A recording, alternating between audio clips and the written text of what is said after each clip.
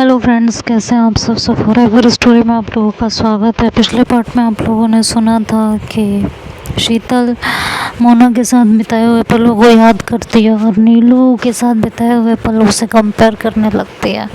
उसे ये समझ आ जाता है कि उसे उसके साथ प्यार नहीं है, बस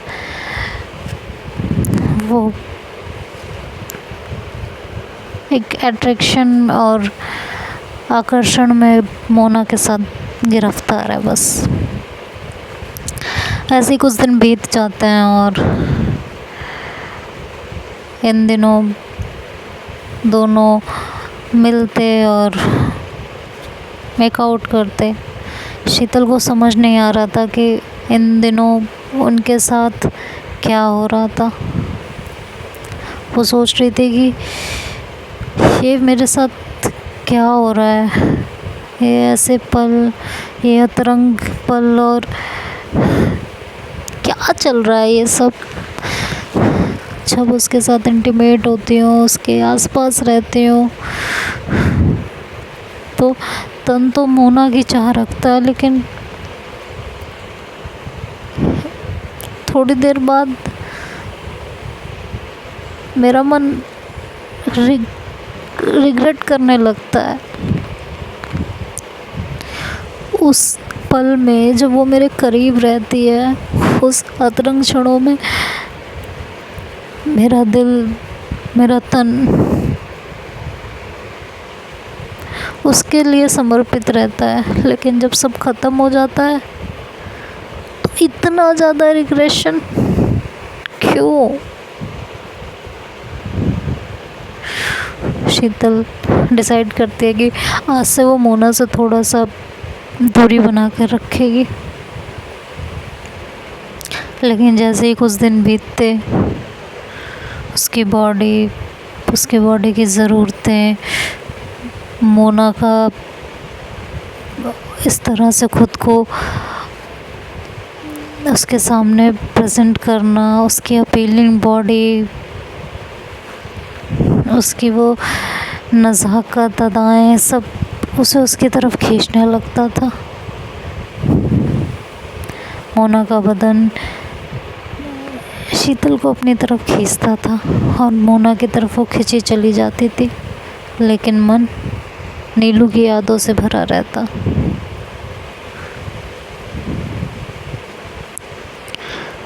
शीतल ये अच्छी तरह से जानती थी कि उन दोनों के बीच में ये वो नहीं था जो उसके और नीलू के बीच में था। वो मन ही मन सोचती है कि मोना के दिल में मुझे लेके बहुत सारे फीलिंग्स हैं, पर मेरे लिए मोना सिर्फ एक दोस्त से ज़्यादा कुछ नहीं है। लेकिन मैं क्या करूँ, मोना की ये फीलिंग सब मेरे गले का फांस बनती जा रही है, जो निकल ही नहीं रही है।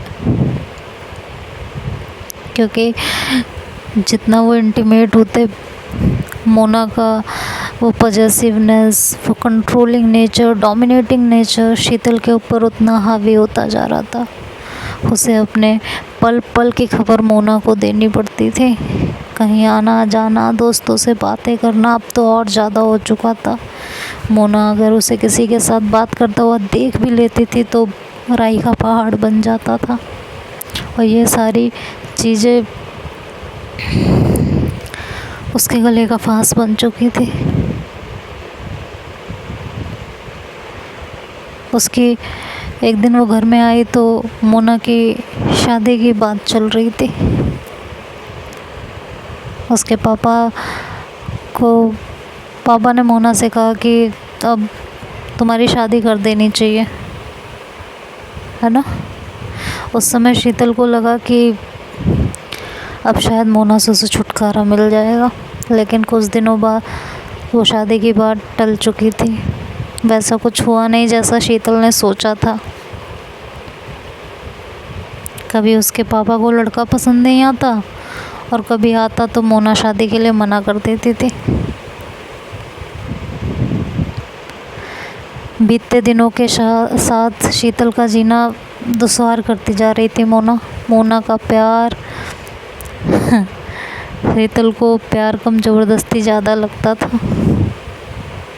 शीतल को कहीं आने जाने कोई काम करने के लिए अपने पेरेंट्स की परमिशन की ज़रूरत कम और मोना के परमिशन की ज़रूरत ज़्यादा पड़ती थी। शीतल एक दिन बैठे बैठे मन में सोच रही थी कि यार ये क्या झमेला है, ये मैं कहाँ फंस गई हूँ, ये हद नहीं हो गई है, मुझे हर काम के लिए उससे परमिशन लेनी पड़ती है, ये तो बिल्कुल ही हद हो गई है। और उस लड़की को एक तो उसकी सबसे गंदी आदत, उसे जब मिलना है तो मिलना है, फिर उसे इस बात की परवाह ही नहीं है कि मेरे पास वक्त है या नहीं है, मैं आ सकती हूँ या नहीं आ सकती हूँ। और सबसे बड़ी बात, अगर मोना का मन है सेक्स करने का तो उसे मेरे साथ इंटीमेट होना ही होना है, चाहे मेरा मन हो और चाहे ना हो। यार ये क्या बात होती है, मैं कब कहाँ किसके साथ हूँ सारी डिटेल उसे बतानी होती है।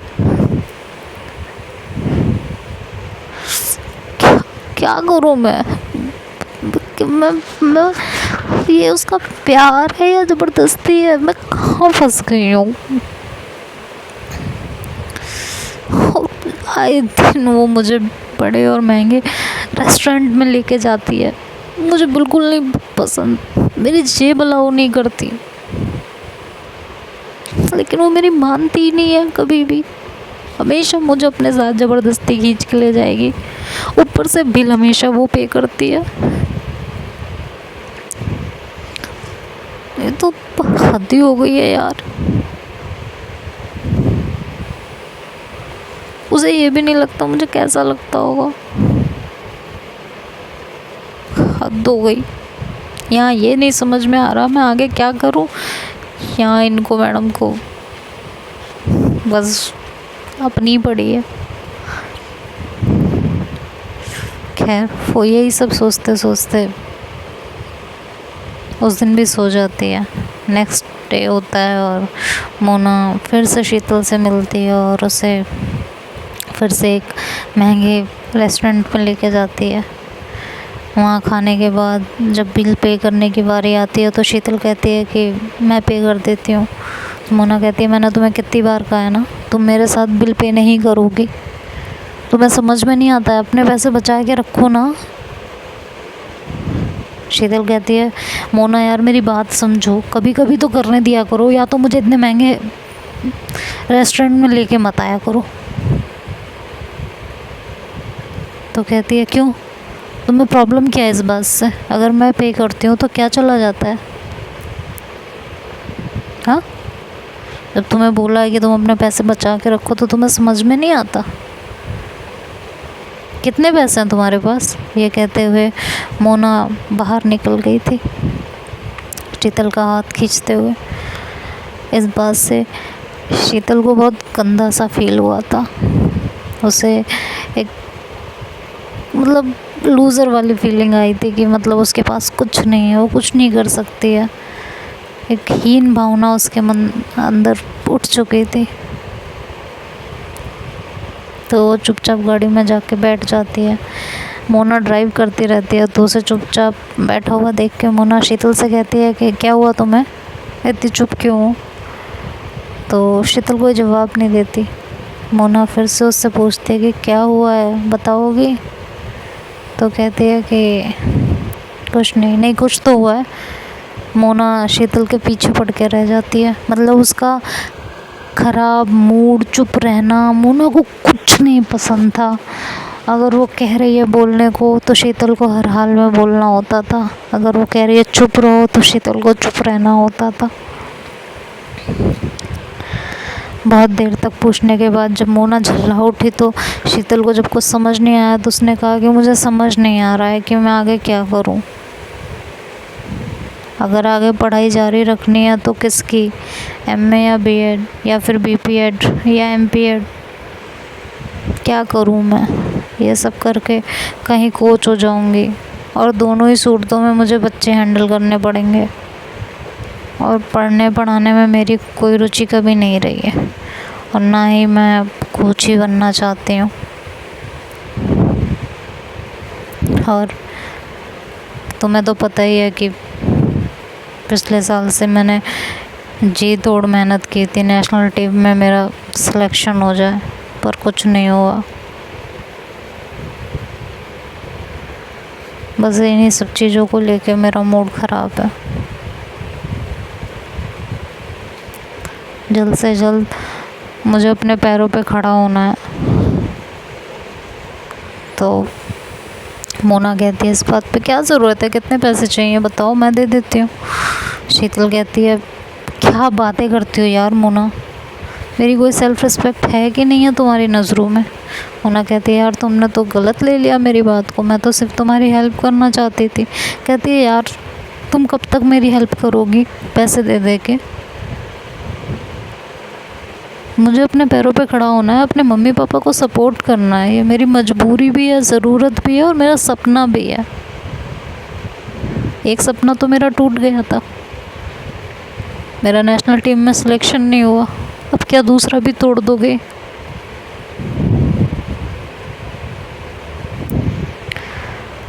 तो मोना ने उसकी सारी बात सुन के कहा हाँ यार इस मामले में मैं देखो कितनी अच्छी हूँ ना, मेरे पापा मुझे हर एक चीज़ कहने से पहले प्रोवाइड कर देते हैं।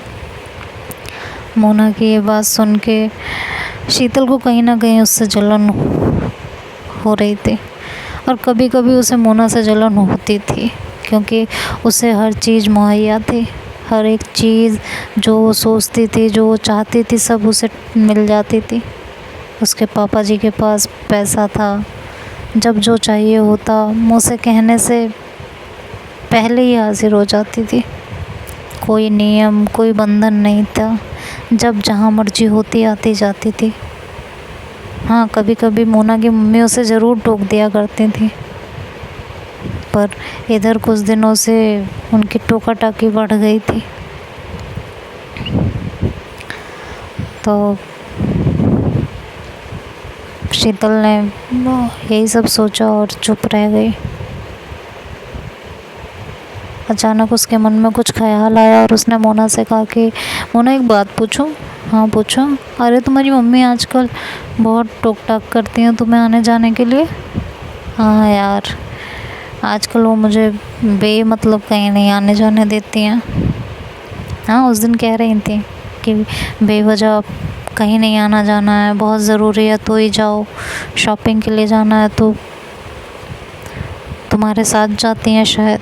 हाँ यार पता नहीं क्या ही हो गया है, आजकल तो तुमसे मिलने को लेकर भी मुझे टोक रही हैं कि रोज़ रोज़ क्या ही मिलना है। तो शीतल कहती है कि सही में। हाँ अरे वो उस दिन की बात है यार, मैंने कहा मुझे शीतल के साथ जाना है तो वो कुछ नहीं बोले। जब डेली डेली मैं यही बोलने लगी थी तो कहने लगे कि ये रोज़ रोज़ मिलना क्या है, तुम दोनों को करना क्या होता है साथ में, तुम तो पढ़ती भी नहीं हो, तुम दोनों की पढ़ाई को लेकर कोई काम हो इस वजह से मिल रही हो, ऐसा भी कुछ नहीं है, उसकी भी पढ़ाई पूरी हो चुकी है। तो फिर तुमने क्या कहा?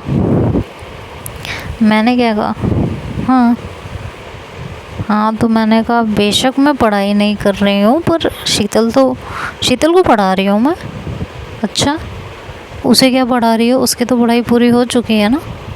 हाँ हो चुकी है लेकिन वो क्या है ना उसकी इंग्लिश कमज़ोर है तो बस उसे वही सिखा देती हूँ, कुछ चीज़ें उसे ठीक से आती नहीं है तो वही सिखा रही हूँ, थोड़ा टाइम लग रहा है पर वो सीख रही है।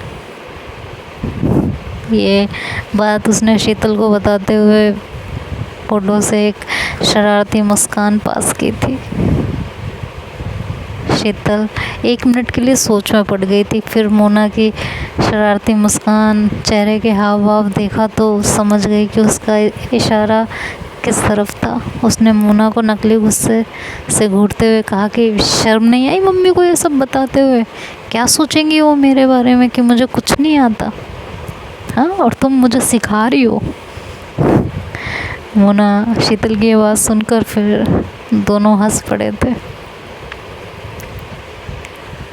उस दिन उसे छोड़ के मोना घर चली गई थी और 2-3 दिन ये लोग नहीं मिले, 3-4 दिन हो गए, फिर 1 हफ्ता बीता। 1 हफ्ते बाद दोनों की मुलाकात होनी थी। शीतल को मोना के घर जाना था, तो मोना के घर जाने पर उसकी मम्मी से हाय हेलो हुई और उसके पापा भी वहीं बैठे हुए थे। तो मोना की मम्मी ने शीतल से पूछ ही लिया कि ये मोना तुम्हें कुछ पढ़ाती भी है, तुम दोनों सिर्फ गप्पे लगाते हो? तो उसके पापा ने अचानक से उन्होंने भी पूछ लिया कि क्या मोना पढ़ाती है? तो मम्मी ने उसके जवाब दिया, हाँ शीतल को इंग्लिश में कुछ पढ़ा रही है। अच्छा, तो क्या क्या पढ़ा रही है? वैसे तो मैं हैरान हूँ कि वो कुछ सिखा सकती है किसी को कुछ। मुझे तो यही लगा था कि इसे सिर्फ शॉपिंग करना आता है। वैसे क्या पढ़ा रही है, ज़रा हम भी जाने शीतल, हमें भी बताओ। अब ये सुन के शीतल और मोना चुप हो गई थी, क्योंकि ऐसा कोई टॉपिक ही नहीं था जो वो बताएं। तो शीतल क्या जवाब देगी, ये तो नेक्स्ट पार्ट में सुनेंगे। तब तक के लिए बाय बाय, टेक केयर।